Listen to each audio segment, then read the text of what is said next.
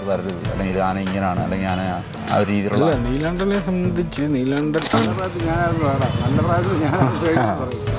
അതെ 13 വർഷം എൻ്റെ അച്ഛൻ കരുതുക. പേടി വെച്ച് കൊല്ലുമെന്ന് പറഞ്ഞിട്ട് എനിക്കത് വിഷയമല്ല. തെറ്റിക്കഴിഞ്ഞാൽ ജീവൻ വേണം ഓടിക്കണം. ഇതൊരു ആനയാണ്. എനിക്ക് ഇന്ദ്രനെയും ചന്ദ്രനൊന്നും പേടിയില്ല സൈസാണ്. ചങ്കൂറ്റുള്ള ആനയാണ്. ആനയ്ക്ക് അതിൻ്റെ ഉള്ളിൽ ഒരെണ്ണം കൂടെ ഉണ്ട് നീലാണ്ടൻ. ഈ അടിക്കും ഇടിക്കും തൊഴിക്കും എന്നൊക്കെ എല്ലാവരും പറയത്തില്ല, അതൊക്കെ ചുമ്മാതാ.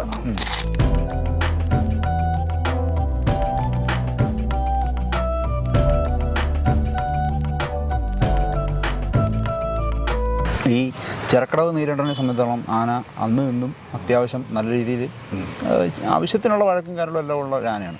ഈ ചെറക്കടവാനെ സംബന്ധിച്ചിടത്തോളം അന്ന് നമ്മുടെ ആ ഒരു അറിയില്ലാത്ത പ്രായത്തിൽ ഇത്ര അടുത്ത് കൈകാര്യം അല്ലെങ്കിൽ അടുത്ത് കാര്യങ്ങൾ നടത്തി ചെല്ലുമ്പോഴും കാണുമ്പോഴും ഹരിച്ചേട്ടൻ എന്തെങ്കിലും വിലക്കിയിട്ടുണ്ടോ? ആന എടുത്തിട്ട് വരരുത്, അല്ലെങ്കിൽ ഇത് ആന ഇങ്ങനെയാണ്, അല്ലെങ്കിൽ ആന ആ ഒരു രീതിയിലുള്ള. നീലാണ്ടനെ സംബന്ധിച്ച് നീലാണ്ടൻ ആനക്കാരനാണ് എന്നുള്ള രീതിയിൽ ചെന്നാൽ മാത്രമേ പ്രശ്നങ്ങളുള്ളൂ. ആനക്കാരൻ്റെ രീതി ചട്ട പഠിക്കുക, പഠിക്കുമ്പോഴേ തൂങ്ങുക, ഇതൊന്നും ഇല്ലാണ്ട് ആനക്കാരൻ ചട്ടമില്ലാത്തവനല്ലെങ്കിൽ അവൻ ഇഷ്ടമല്ല. നേരെ മറിച്ച് നമ്മൾ കൈകാര്യം ചെയ്യാൻ ഒന്നും ചെയ്യുന്നില്ല. നമ്മൾ കൂട്ടത്തിൽ ചെന്ന് കുളിപ്പിക്കാൻ കൂടുന്നു, കൈയും കാലും തെച്ച് വൃത്തിയാക്കുന്ന, അവിടെ കിടക്കുന്ന വേസ്റ്റൊക്കെ വാരിക്കളയാൻ കൂടുന്നു. അതിനായിട്ട് വേറെ സംസാരമൊന്നുമില്ല. ഇതിനെ കണ്ടുകൊണ്ടിരിക്കുക, അല്ലെങ്കിൽ അവരെ സഹായിക്കുക, അത്രേ ഉള്ളൂ. അങ്ങനെയൊന്നും ഇതുവരെ വെറുതെക്കാരൻ ആവശ്യമില്ലാതെ ചെയ്തിട്ടില്ല. ഈ എന്ത് ഇതിലാണെങ്കിലും ആന കയറി നമ്മളിപ്പോൾ ഒരു പഴത്തുണ്ടാണെങ്കിലും കൊണ്ട് കൊടുത്തിട്ട് അങ്ങ് പോയാൽ ആനയൊന്നും ചെയ്യില്ല, കുഴപ്പമില്ല. തിന്നിട മക്കളെ അല്ല ദേഹത്ത് പിടിക്കാൻ ചെല്ലും, ഇതൊക്കെ ചെല്ലുമ്പോഴാണ് ഈ ആന ഉപദ്രവിക്കുന്നത്. അല്ലാതെ ആന വെറുതെക്കാരൊന്നും അങ്ങനെ ചെയ്തിട്ടില്ല. പിന്നെ ഈ വഴക്കുണ്ടാക്കുന്ന സമയത്താണെങ്കിലും വെറുതെക്കാരുടെ നേരെ ഇതുവരെ ആന പോയിട്ടില്ല. ആന അന്വേഷിക്കുന്ന ആളാരാ, അവനെയാണ് കൊണ്ടിരിക്കണം. അത് ആനക്കാരനെയാണ് കൂട്ടത്തിൽ, രണ്ടാനക്കാരനെയാണ്. ഒഴിച്ചവനെ അവൻ അവിടെ കാണണം, അവനെ ആനയ്ക്ക് വേണ്ടത്. അല്ല വേറെ ആളുടെയും കൂടെ പോകും. അതാണ് നീലാണ്ടൻ. അതെ 13 വർഷം എൻ്റെ അച്ഛൻ കരുതുക. 13 വർഷം അതിൻ്റെ കുഞ്ഞിലവറായി 13 വർഷം. അതായത് ആന മുതിർന്ന് വരുന്ന സമയങ്ങളിലെല്ലാം പുള്ളി തന്നെയാണ്. നീര് ആവുന്നതിന് മുന്നേ നീരായി കഴിഞ്ഞും ഒക്കെ പുള്ളിയാണ്.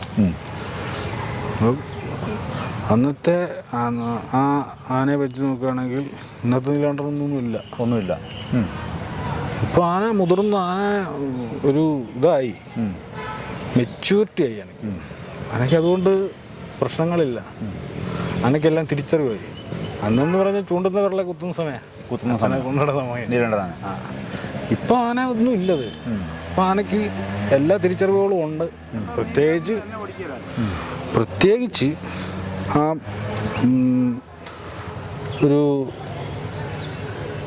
പ്രത്യേകിച്ചൊരു ബുദ്ധിയുണ്ട്. കാര്യം കണ്ടറിഞ്ഞ് ചെയ്യാൻ എനിക്കറിയാം. അല്ലേ നിങ്ങൾ നേരത്തെ അടിച്ചവനാ, നിങ്ങളുടെ നിന്ന് വാങ്ങിച്ചു തന്നുകൂടാ, അല്ലെങ്കിൽ ഞാൻ നേരത്തെ അടി കൊടുത്തവനാ, അവനെ വരുമ്പോൾ ചെയ്യണം, ഒന്നും ചെയ്തില്ല. പുള്ളിക്ക് അവസരം കിട്ടും, തീർത്ത് കിട്ടും എന്നുള്ള അവസരം കിട്ടും എന്നുള്ള ഉറപ്പുണ്ടെങ്കിൽ മാത്രമേ ചെയ്തുള്ളൂ. ചെയ്താൽ ജീവൻ പോവും. അല്ലാതെ ചുമ്മാ കൈയും കാലും തല്ലി ഓടിച്ചിട്ട് വാരിയിലടിക്കുക ഓടിച്ച് അങ്ങനെയൊന്നും ചെയ്താൽ ജീവൻ കളയാണ്. അതാണ് പരിപാടി. അല്ലാതെ ഈ നാടൻകെട്ട പണിയൊന്നും ചെയ്യത്തില്ല. എനിക്കിപ്പോൾ നിങ്ങൾ അടുത്ത് നിന്നെന്ന് പറഞ്ഞാൽ ആനയ്ക്ക് എടുക്കാൻ അവസരമുണ്ട്, നല്ലവണ്ണം ചെയ്യത്തില്ല. കൃത്യമായിട്ട് കിട്ടണം. അവർ ആന ഉദ്ദേശിക്കുന്ന കണക്കൂട്ടിലേക്ക് കിട്ടണം. അത് ആന ചെയ്യും, ചെയ്തിരിക്കും. അത് ഏത് പോയിന്റ് നമ്പറാണെങ്കിലും ആന ചെയ്യും. അതിപ്പോൾ തോട്ടിയല്ല വെടിയില്ല വെടി വെച്ച് കൊല്ലുമെന്ന് പറഞ്ഞാലും എനിക്കത് വിഷയമല്ല. തെറ്റിക്കഴിഞ്ഞാൽ ജീവൻ വേണം ഓടിക്കണം. കൈ കിട്ടിയാണ് തകർക്കും. അത് നമ്മളെ ഇപ്പോൾ ഓടിച്ച് വിട്ടിട്ട് നമ്മളെ കുറച്ചൊക്കെ മാറി കുറേ നേരം ആനയായിട്ട് ഒരു കണ്ണകലത്തി അകന്നകന്ന് നിൽക്കുക. ആന ഈ ആനകളിൽ നിന്നെല്ലാം ഒരു വ്യത്യസ്തത എന്ന് പറഞ്ഞാൽ ഈ നീലാണ്ടനെ തെറ്റിക്കഴിഞ്ഞാൽ ഒരു 5 മിനിറ്റത്തെ കേസേ ഉള്ളൂ. ഒരു 5 മിനിറ്റ് നമ്മൾ ആ ആനയായിട്ട് ഒരു ബന്ധത്തിനോ ഒന്ന് വിലക്കാനോ ഒരു കാര്യം പറയാനോ പോകാതെ അങ്ങ് മാറി തിരിഞ്ഞ് ആനയുടെ കണ്ണിട്ടത്ത് തന്നെ ആന മാറി തിരിഞ്ഞ് നിൽക്കുകയാണെങ്കിൽ കുറച്ച് കഴിയുമ്പോഴത്തേക്ക് ആനയും തെളിയും. ചെന്ന് വിളിച്ചാൽ ആനയും പോരും. അത് ആനയുടെ ഒരു രീതി. ഈ ആന കൂടുതൽ വഴക്കുണ്ടാക്കുന്ന പറഞ്ഞു കഴിഞ്ഞാൽ ഞാൻ തെറ്റുമ്പോഴും ഓടിച്ചെന്ന് വല പിടിക്കുക, അങ്ങോട്ട് കയറിക്കാനും ഇങ്ങോട്ട് കഴിക്കാനും ഇരുതാനെന്ന് പറയും. ആന പരിപാടിയും തുടങ്ങും. നമ്മൾ അനങ്ങാണ്ട് ആന തെറ്റി നമ്മളെ ഓടിച്ചു, നമ്മളങ്ങ് മാറിപ്പോയി പശ്ചിമൊന്ന് വിളിച്ച് ആനയും വരും. അതാൻ്റെ രീതി അതാണ്. ആ രീതിയാണ്. പിന്നെ മതപ്പാടിൻ്റെ കോളാണെങ്കിൽ മാത്രം നമ്മൾ ശ്രദ്ധിക്കണം. അത് കൂടുതലും തെറ്റുന്ന സമയം ആ കോള സമയത്തായിരിക്കും തെറ്റുന്നത്. അപ്പം ആ മതപ്പാടിൻ്റെ സമയത്ത് നമ്മൾ കൃത്യമായിട്ട് കെട്ടിക്കണം, ഇല്ലെങ്കിൽ പണിപാടും. അത് വലിച്ചു പിടിച്ചും വെള്ളം കൊടുക്കാതെയൊന്നും തീറ്റയെ കൊടുക്കാതെയൊന്നും കൊണ്ടുനടക്കാൻ പറ്റിയ ആനയല്ല. കയ്യിൽ നിന്ന് തെറ്റിയ ജീവൻ പോകും, അരി ഉറപ്പാ. അതങ്ങനത്തെ ഒരു ആനയാണ്. ആനക്ക് ഇന്ദ്രനെ ചന്ദ്രനൊന്നും പേടിയില്ല സൈസാണ്. ചങ്കുറ്റുള്ള ആനയാണ്. ആനയ്ക്ക് അതിൻ്റെ ഉള്ളിൽ ഒരെണ്ണം കൂടെ ഉണ്ട്, നീലാണ്ടൻ. ഈ അടിക്കും ഇടിക്കും തൊഴിക്കും എന്നൊക്കെ എല്ലാവരും പറയത്തില്ല, അതൊക്കെ ചുമ്മാതാ. ഞാനകളൊന്നും തെറ്റിക്കഴിഞ്ഞാൽ ഒന്നും ചെയ്യാൻ പറ്റത്തില്ല. ഇതൊക്കെ ദൂരെ ഇട്ടിട്ട് ജീവൻ വേണമെങ്കിൽ ഓടി പോക്കണം. അല്ലാതെ നമ്മൾ അന്നേരം വലിയ ആനക്കാരൻ കഴിച്ച് കഴിഞ്ഞാൽ അവിടെ ഇവിടെയൊക്കെ തുള വീഴും, അല്ലാതെ വേറെ ഗുണമൊന്നുമില്ല. ഈ എല്ലാവരും പറയത്തില്ലേ ഞാൻ ഒറ്റ ഉടക്കിന് മറിച്ചിട്ട് കളയും, ചുമ്മാതാ. ഇതൊന്നും നടപടിയുള്ള കേസല്ല. അപ്പം എന്തേലും പറ്റിക്കാൻ പറ്റി ആന നമ്മളെ അകത്തുന്നതിന് മുന്നേ എന്തേലും പറ്റിക്കാൻ പറ്റി കത്തിക്കഴിഞ്ഞാൽ ഇതൊന്നും നടപടിയില്ല. ഒരു നിശ്ചിത കാലത്ത് വിട്ടുപോയി കഴിഞ്ഞാൽ പിന്നെ നോക്കണ്ട. നമ്മളുമായിട്ട് ആനയായിട്ടൊരു അകലം വിട്ട് കഴിഞ്ഞാൽ ആ പരിപാടി കഴിഞ്ഞവിടെ പിന്നെ ആന അംഗീകരിക്കത്തില്ല. ചെയ്യാൻ ഉദ്ദേശിക്കുന്നതാണ് ചെയ്യാൻ ചെയ്യും. നമുക്ക് അന്നേ സമയത്ത് നമുക്ക് എന്തെങ്കിലും കയ്യിരിക്കുന്ന അല്ലെങ്കിൽ ഒരു കയറാണ്ട് തുമ്പെടുത്ത് കെട്ടി കെട്ടി തന്നെ. പിന്നെ രണ്ടാമത് ഓടിപ്പോയിട്ട് തിരിച്ചു കെട്ടാന്ന് വെച്ചാൽ നടക്കില്ല. അതാണ് പലർക്കും പറ്റിപ്പോകുന്നത്. അകന്ന് പോയിട്ട് പിന്നെയും തിരിച്ചു വരും പിന്നെ അടുപ്പിക്കത്തില്ല. അതാണ് പലർക്കും പറ്റുന്നതാണ്. ആനയായിട്ടൊന്ന് ചാടിച്ചു, നമ്മൾ അകന്ന് പോയില്ല, നമ്മളല്ലേ വിട്ടില്ല, നമ്മളെ ഒന്ന് കാണിച്ചതേ ഉള്ളൂ. ഇത് ആന ഓടിക്കുന്നതിന് മുമ്പ് ഓടാൻ നിൽക്കുന്ന പപ്പന്മാരെ ഇപ്പോൾ ഉള്ളൂ. ആന ഇതിലൊന്ന് കാണിച്ചു, അപ്പം നമ്മളെ ഏലസെ പിടിച്ചിരിക്കുന്നത്, അല്ലെ കുമ്പേ പിടിച്ചിരിക്കുന്നത്. നമ്മളെ ഒന്നും ചെയ്യുന്നില്ല, മറ്റവനിട്ട് ചെയ്യാൻ വേണ്ടിയാണ് നമ്മളെ ഇങ്ങനെ കാണിച്ചത്. അകത്തിവിടെ നമ്മൾ പിടിച്ചുകൊണ്ട് അവിടെ നിൽക്കുകയാണെങ്കിൽ അവിടെ നിന്നാൽ മതി. അവിടെ നിൽക്കുകയാണ്, അവിടെ തന്നെ നിൽക്കുക. നമ്മളൊക്കെ കൊമ്പെ പിടിച്ചിരിക്കുക. ആന ഈ കൊമ്പേന്ന് വിട്ടാൽ നമ്മളെ കളയും. നമ്മളവിടെ തന്നെ പിടിച്ചിട്ട് കുറച്ച് നേരം അവിടെ ഒന്ന് ഒരു വാഴപ്പിണ്ടി എന്തെങ്കിലുമൊക്കെ വെട്ടിയിട്ട് കൊടുത്ത് കാലിനൊക്കെ നീക്കിയിട്ട് കൊടുത്താലേ കുറേ നേരം കഴിയുമ്പോൾ വിരുദ്ധപ്പെട്ട ആനയൊക്കെ അങ്ങ് തണുക്കും. പിന്നെ അകന്ന് പോയിട്ട് നമ്മൾ അടുത്ത് വന്ന് ആനകളെ പിടിക്കാം എന്നുള്ള ഉദ്ദേശമൊന്നും വേണ്ട. അതൊന്നും നടപടിയാകത്തില്ല, സമ്മതിക്കത്തില്ല ആനകൾ. കാര്യം ഇപ്പോഴത്തെ ആനകളൊന്നും കൃത്യമായിട്ട് ഒലിക്കുന്നില്ല. എഴുന്നള്ളിപ്പ് എടുക്കണം. ചിലപ്പോൾ 5 മാസം ഒലിവുള്ള ആനയായിരിക്കും, 3 മാസം കൊണ്ട് ഒലിപ്പിച്ചഴിപ്പിച്ചെടുത്തോണ്ട് പോവാം. അതിങ്ങനെ ശരീരത്തിന് കിടക്കുക. അത് വെച്ചാണ് കൈകാര്യങ്ങൾ മൊത്തം ചെയ്തത്.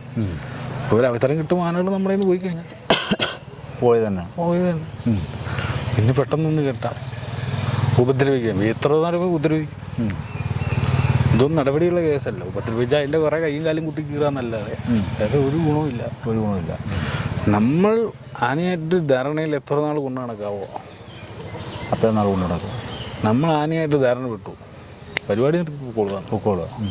അല്ലാതെ അതിൻ്റെ ദേഹം ഉപദ്രവിച്ച് വെട്ടിക്കീറിട്ടോ. പിന്നെ നമ്മൾ വടിക്കമ്പ് തോട്ടിയെടുത്ത് ഉപയോഗിച്ചും അടിച്ചും പിടിച്ചും കൊണ്ട് നടക്കുന്ന ഒരു ആനപ്പണിയുണ്ട്.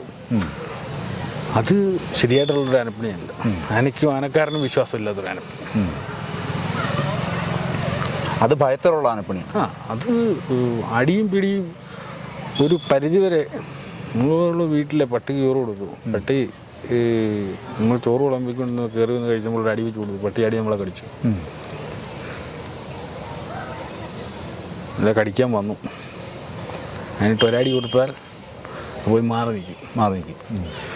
നമ്മളൊരു പനങ്കയിട്ട് കൊടുത്തൊരാനയ്ക്ക് ആ പനങ്കൈ തിരിച്ചു വലിച്ച് നിങ്ങളനങ്ങുമോ? അനങ്ങത്തില്ല. കാര്യം എന്താ? ആനയ്ക്ക് മനസ്സിലാവും, അവൻ ചുമ്മാ തിരിച്ചിട്ട് തരും, നമുക്ക് തിന്നാൻ തരും, നമുക്ക് കഴിക്കാനുള്ള സാധനം അവൻ കൊണ്ടുത്തരും എന്നുള്ളൊരു വിശ്വാസം ഉള്ളത് കൊണ്ടാണ് ഇതുങ്ങളെല്ലാം നമ്മുടെ പുറകെ നടക്കും. അല്ല ഈ വെടിയുടെയോ പടക്കത്തിൻ്റെയോ പ്ലോട്ടിൻ്റെയൊക്കെ ഇടയ്ക്ക് നമ്മൾ ഇതിനെ കൊണ്ട് നിർത്തുന്ന എന്തുദ്ദേശത്തില്ല. ഒരു നേരത്തെ ഭക്ഷണം കിട്ടും, ഇത് കിട്ടിക്കൊണ്ട് ഈ ഭക്ഷണം കഴിക്കാൻ തരും എന്നുള്ള വിശ്വാസത്തിലാണ് ഇതുങ്ങൾ നമ്മുടെ കൂട്ടത്തിൽ നടക്കുന്നത്. ഒരു ബന്ധമില്ലാനാണ്. നമുക്ക് തിന്നാൻ കൊടുക്കുന്നു, നമ്മുടെ കാര്യങ്ങൾ നോക്കുന്നു. അപ്പം നമുക്കുള്ളതുപോലെ തന്നെ കുറേ മാനസികമായിട്ടുള്ള പ്രശ്നങ്ങൾ ഇതുങ്ങൾക്കും ഉണ്ട്. ചൂട് കൊണ്ടാണേലും തണുപ്പ് കൊണ്ടാണേലും അല്ലാത്തപ്പോഴാണേലും ഈ ഒരുപാട് സൗണ്ട് കേട്ടിട്ടാണേലും ഇതുങ്ങൾക്കും ഉണ്ട് ഈ മൈൻഡ് ചേഞ്ചിങ് ഉണ്ടാവും. അതെ. അപ്പോൾ ആ സമയത്തായിരിക്കും ചിലപ്പോൾ ആനകൾക്ക് ഉറക്കം നിൽക്കുന്നുണ്ടായിരിക്കും നമ്മൾ ബുദ്ധിമുട്ട് വരുന്നത്. അപ്പം നമ്മൾ കയറി ചെന്ന് നമ്മൾ ആനയെ അറിയിക്കാതൊക്കെ ചെല്ലുമ്പോഴേ നമ്മളും ഈ ഉറക്കം പിടിച്ച് വരാൻ പിടിച്ചായിരിക്കും നമ്മളും ചെല്ലുന്നത്. നമ്മൾ പിടിച്ചെന്ന് വീടെ കയറും നമ്മളെ തട്ടിയിടുക. ആന ഉറങ്ങി നിൽക്കുകയായിരിക്കും, നമ്മളെ തട്ടിയിടും. അപ്പോൾ ഓടി ഇങ്ങോട്ട് വന്ന് കുറേ പേരെ കൂട്ടിയെടുത്തിട്ട് തല്ലിയിട്ടൊന്നും കാര്യമില്ല. അതിനൊക്കെ അബദ്ധം പറ്റിയതാ. അതെന്തുകൊണ്ട് അന്നേരം അത് ചെയ്തു എന്ന് ചിന്തിക്കുന്നില്ല. ആനകളെ പിടിച്ചറിയിപ്പിച്ചിട്ട് നമ്മൾ ചെയ്യും. നമ്മൾ കൊണ്ടു നടക്കുന്ന ആനയുടെ രീതി നമുക്കറിയാം. നമ്മൾ ഒരു കണ്ണില്ലാത്ത ആന ഇരിക്കും. നമ്മൾ ആ സൈഡിൽ കൂടെ ചെല്ലും ആനയും തട്ടി വിളിച്ചാൽ ആനയ്ക്ക് മനസ്സിലായി നമ്മുടെ പപ്പനൊക്കെ വന്ന്. നമ്മളൊന്നും അറിയുന്നില്ല, ആനയ്ക്ക് ആ സൈഡ് ഒന്നും കാണത്തില്ല. നമ്മൾ പിടിച്ചിട കയറി പിടിക്കുക. ആന എന്ത് ചെയ്യുക, ചാടി പൊട്ടിക്കുന്നു, അടികൊണ്ട് നമ്മൾ വീടുന്നു, പെട്ടെന്നെ കോലെടുക്കുന്നു, പണി തുടങ്ങുന്നു. ഇതായിപ്പോൾ പലയിടത്തും നടക്കുന്നു. ഇപ്പം തറമായിട്ടൊരു ആനപ്പണി പഠിച്ച് വരുന്നവരാരുമില്ല. ഈ പുതിയ തലമുറയിലുള്ള പിള്ളേർ സെറ്റിൽ ആരും തറമായിട്ട് ആനപ്പണി പഠിച്ച് വരുന്ന ആരുമില്ല. ഇപ്പോൾ ഈ 5-10 കൊല്ലത്തിനിടയ്ക്ക് തറമായിട്ടൊരു ആനപ്പണി പിടിച്ചിറങ്ങിയ പിള്ളേർ സെറ്റ് ആരുമില്ല. എല്ലാവരും ഈ ഉത്സവപ്പറമ്പിലെ ആനക്കാരാണ്. ഉത്സവപ്പറമ്പിൽ പോയി ആനകളുടെ കൂട്ടത്തെയാണ്. ഇന്ന് തിരുവട്ടാൻ വരുന്നത് നാളെ കൊമ്പെ പിടിച്ചുകൊണ്ട് വരുന്നതാണ്. അത് നമ്മൾ കാണുന്നത്. അന്ന് ഈ കൂപ്പുകളിലും ആനകൾക്ക് ഈ പനങ്കൈ പോലെയല്ല വേറെ ഒരുപാട് ഭക്ഷണങ്ങൾ കൊടുക്കുന്നുണ്ട്. പച്ചല അതൊന്നും ഇപ്പോഴത്തെ ആനക്കാർ പിള്ളേർക്ക് അറിയത്തില്ല. പക്ഷെ ആ പച്ചലകൾ കൊടുത്ത ആനകൾക്ക് ശരീരത്തിന് നല്ലതുമാണ്. ഇപ്പം അത് കൃത്യമായിട്ട് ആനകൾക്ക് എന്ത് ഭക്ഷണം കൊടുക്കാം, അല്ലെങ്കിൽ എന്ത് മരുന്ന് കൊടുക്കാം, പച്ചമരുന്ന് എന്ത് കൊടുക്കാം തിട്ടമുള്ളൊരു ആനക്കാരനില്ല. 10 വർഷം മുന്നോട്ട്, ഇപ്പം 10 വർഷം ശേഷം ഇപ്പോൾ ഉള്ള 10 വർഷം അതിന് താഴോട്ടുള്ളവർക്കെല്ലാം മിക്കവർക്കും തറമായിട്ട് പണി പഠിച്ച ആൾക്കാർക്ക് അറിയാം. ആൾക്കാർക്ക് അത്യാവശ്യം ഈ ഞൊടുക്കും മരുന്നുകളൊക്കെ അറിയാം. ഈ നമ്മളൊരു ഭാഗത്തൊരു ആനയെ തല്ലിപ്പൊട്ടിക്കുകയോ അടിച്ച് നീരാവുകയോ ചെയ്തു കഴിഞ്ഞാൽ നമുക്കത് മാറ്റാൻ കഴിവുണ്ടെങ്കിൽ നമ്മൾ ചെയ്യാവുള്ളൂ. നമുക്ക് അവിടെ ഇവിടെയൊക്കെ ഇത് കോലിടിച്ച് പിടിപ്പിക്കുകയോ എന്തുകൊണ്ടിരിക്കുക, പക്ഷേ നമുക്ക് മാറ്റാൻ കഴിവുണ്ടെങ്കിൽ മാത്രം. ഇത്ര സ്ഥലം കിടക്കില്ല, അതിൻ്റെ എന്തുകൊണ്ടും ചെയ്യാം. ഇത്ര സ്ഥലം കിടക്കില്ല, പക്ഷെ അത് മാറ്റാനുള്ള കഴിവും വേണം. ഒരുപാട് ഈ നീർപിണ്ഡമാണെന്ന് പറയാം. ഈ ആന വെള്ളമാണ് ഇതിനകത്ത്. ഒരു സ്ഥലത്തൊരു ബ്ലോക്ക് വന്നു കഴിഞ്ഞാൽ പെട്ടെന്ന് ഇടിക്കും. ആ നീർ പിണ്ടത്തിൻ്റെ മണ്ടക്കൂടെ തന്നെ ചെറിയ ചെറിയ ഞരമ്പുകൾ, കെട്ടുകൾ, കാര്യങ്ങളൊക്കെ നമ്മളുടെ അടുത്ത് ഉപദ്രവിക്കുന്ന സ്ഥലം കൃത്യമല്ലെങ്കിൽ പെട്ടെന്ന് ഇടിക്കും. ചൂട് ഓവറായിട്ട് ബോഡി ഹീറ്റായി നിൽക്കുന്ന സമയങ്ങളിൽ നമ്മൾ ആനകളെ ആവശ്യമില്ലാത്തടത്ത് ഉപദ്രവിച്ച് കഴിഞ്ഞാൽ നീരടിക്കുക, തൊട്ടി ഉപയോഗിച്ച് കഴിഞ്ഞാൽ പഴുക്കുക, മുട്ടന്ത് വരിക, അങ്ങനെയൊക്കെ ഉണ്ട്. ഒരുപാട് ആനകളെ കണ്ടിട്ടില്ലേ, മുട്ടന്ത് ചട്ട് നട തിരിഞ്ഞതും കണ്ണില്ലാത്തതും. ഇതൊക്കെ നമ്മുടെ ശ്രദ്ധക്കുറവ് കൊണ്ടാണ് കൂടുതലും ഉണ്ടാകുന്നത്. നമ്മൾ ശ്രദ്ധിക്കാതെ ഉപദ്രവിക്കുന്നത്. ഒരു ആനകളെ ഊതി ആറ്റാവുന്നിടത്ത് മാത്രമേ ആനകൾ ഉപദ്രവിക്കാവൂ. അത് കൈകൊണ്ട് ഈച്ചയായിട്ട് കളയാനും ഊതാനും ഉള്ള സ്ഥലങ്ങളിൽ മാത്രമേ ആനകൾ ഊതിയാറ്റാൻ കഴിവുള്ള സ്ഥലങ്ങൾ. അതായത് ആനകൾക്ക് എപ്പോഴും കൈയെത്തുന്നിടത്ത് അല്ലെങ്കിൽ ഊതിയാറ്റാൻ, അതായത് കൈകൊണ്ട് ഊതി ഈച്ച ഓടിക്കാനും, അതായത് ഊതി കാറ്റടിച്ച് ഇതിനകത്ത് ഈ അണുക്കളൊന്നും ഈച്ചകളൊന്നും വരാതിരിക്കാനുള്ള ഇത് കിട്ടുന്നിടത്ത് മാത്രമേ ആനകൾ ഉപദ്രവിക്കൂ. അല്ലാത്ത സ്ഥലത്തൊക്കെ ഉപദ്രവിച്ച് കഴിഞ്ഞാൽ അതവിടെ നിന്ന് ഇങ്ങനെ നശിക്കും. അത് പുഴുവിട്ട് ഈച്ച കയറി മുട്ടയിട്ട് പുഴുവായി നശിക്കോടെ. പലർക്കും ഇതിനെക്കുറിച്ച് കൃത്യമായ ധാരണയില്ലാത്തത് കൊണ്ടാണ് ഇങ്ങനെയൊക്കെ സംഭവിക്കുന്നത്, അബദ്ധങ്ങൾ വരുന്നത്. ആനകൾക്ക് കണ്ണു പോകുന്നത്, ചട്ട് വരുന്നത് കണ്ടിട്ടില്ലേ, ഈ പാദരോഗം ഒക്കെ ആനക്കാരുടെ കയ്യിരിപ്പുകൊണ്ട് വരുന്ന. ഈ നമ്മളിപ്പോൾ ഒരു ആന പാദരോഗം വരുന്നതല്ലേ, അത് വരാനുള്ള കാരണം ആനക്കാരൻ തന്നെയാണ്.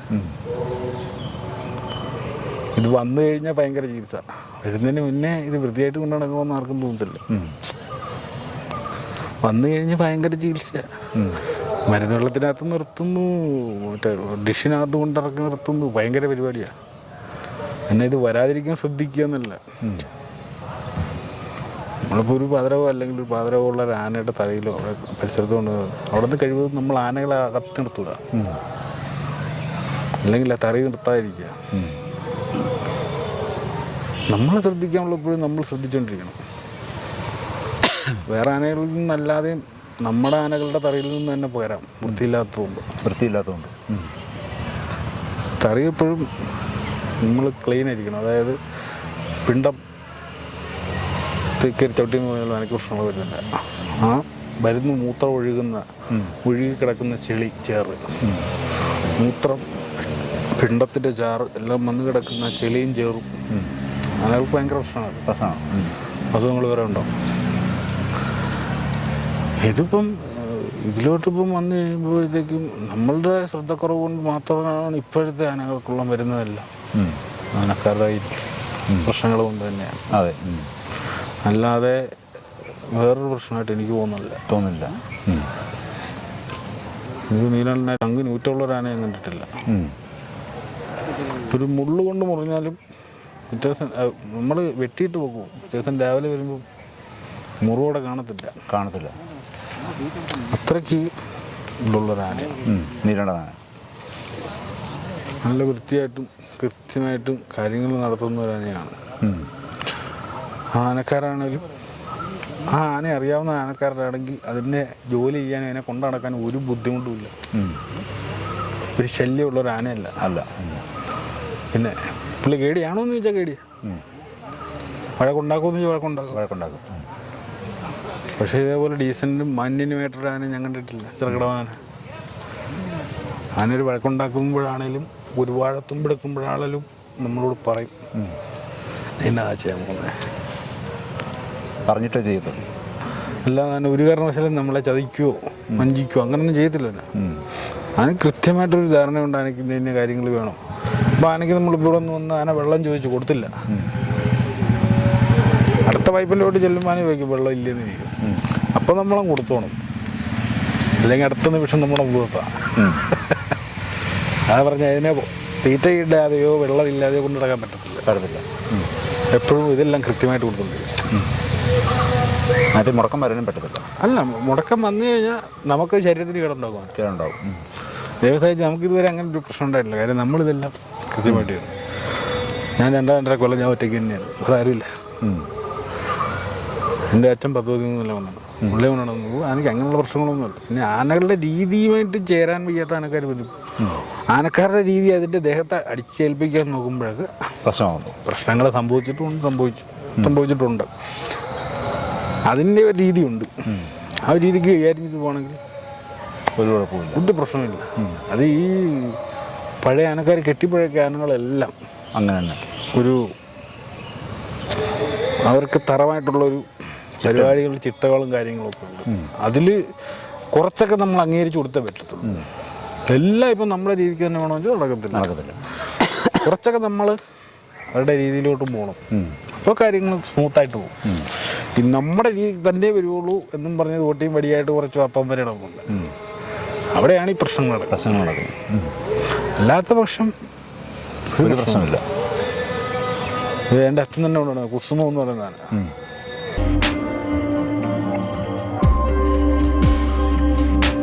അതിനെ വെല്ലുവിളിക്കുന്ന ഈ തെറ്റുകൊട്ടാനം കൊണ്ട് നടക്കുന്ന പപ്പന്മാരാണ്. ഒരു നേരത്തെ വെള്ളം കൊടുത്ത് തിരിച്ചുകൊണ്ട് തറയിൽ കിട്ടെങ്കിൽ ഞാൻ അനക്കാരെന്ന് പറയാം.